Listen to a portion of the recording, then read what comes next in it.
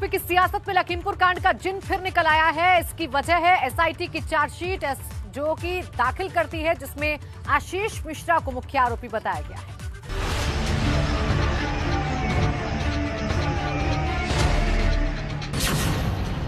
लखीमपुर हिंसा दुर्घटना नहीं, सोची समझी साजिश थी।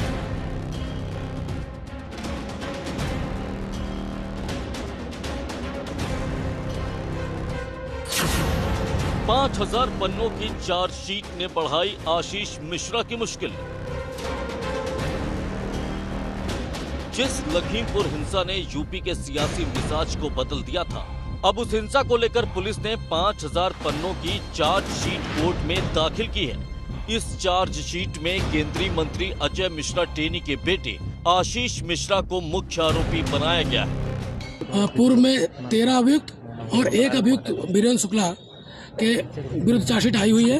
वीरेंद्र शुक्ला के विरुद्ध 201 में और सुमित के विरुद्ध 3/25 अतिरिक्त, आशीष, अंकित, लतीफ और सत्यम के विरुद्ध धारा 30 आर्म्स एक्ट अतिरिक्त, नंदन सिंह बिष्ट के विरुद्ध 5/27 अतिरिक्त चार्जशीट आई हुई है। पुलिस ने आशीष मिश्रा समेत 14 अभियुक्तों के खिलाफ आईपीसी की धारा 147, 148, 149, 307, 326, 302, 120 बी, 427, 34, 201, 3/25, 5/25 और आयुध 177 एमवी के तहत मामला दर्ज किया है। और अब बात यूपी चुनाव में एक्सीडेंटल हिंदू की, क्योंकि जैसे जैसे चुनाव आगे बढ़ रहा है, लड़ाई असल मुद्दों से हटकर पर्सनल होती जा रही है। आज सीएम योगी ने अमेठी में अपने विरोधियों पर जमकर हमला बोला, खासतौर पर राहुल गांधी पर। वहीं जेपी नड्डा की निशाने पर अखिलेश यादव थे, जिन्होंने 5 साल का जिक्र करते हुए न सिर्फ अखिलेश यादव पर हमला बोला, बल्कि पुरानी सरकारों को कटघरे में खड़ा किया।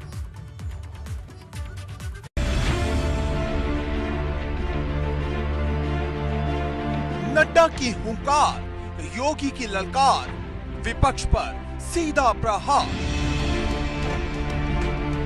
यूपी की लड़ाई, लखनऊ की चढ़ाई, भाजपा ने ताकत दिखाई।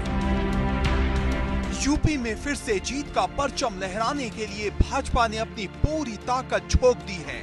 क्या प्रधानमंत्री नरेंद्र मोदी, क्या गृह मंत्री अमित शाह और क्या जेपी नड्डा, बड़े बड़े धुरंधर योगी के लिए जीत की जमीन तैयार कर रहे हैं, क्योंकि जहां भाजपा जनता को विकास का मंत्र दे रही है, सबका साथ, सबका विकास, सबका विश्वास और सबका प्रयास लेकर के चले। ये फर्क है। इस फर्क को मैं आप तक पहुंचाने आया हूं, बताने आया हूं। ये जनता में ताकत है और आप में ताकत है कि आप जन विश्वास यात्रा के माध्यम से आज जनता में छाती ठोक कर जा सकते हैं कि जो कहा था वो किया है, जो कहेंगे वो करेंगे, इस बात को आप कह सकते हैं। वहीं अपने विरोधियों पर खुलकर हमला कर रही है। सोमवार को भाजपा के राष्ट्रीय अध्यक्ष जेपी नड्डा ने अखिलेश यादव पर बस्ती में जमकर हमला किया। वो कब्जे वाली पार्टी थी। क था कुशासन के लिए, अ था आतंकवाद के लिए, ब था भ्रष्टाचार के लिए, ज था जुर्म के लिए और अ था अंधकार के लिए। ये था उनका कब्जा। जेपी नड्डा बस्ती में जन विश्वास यात्रा के समापन में शामिल होने पहुंचे थे, लेकिन उन्होंने जिस आक्रामक अंदाज में प्रहार किया वो लखनऊ तक जारी रहा, जहां इत्र कारोबारी पर पड़ी इनकम टैक्स की छापेमारी को लेकर अखिलेश यादव पर जमकर निशाना साधा। उस समय भ्रष्टाचार की बदबू थी और आज ईमानदारी की खुशबू है। इसको हमको समझना चाहिए।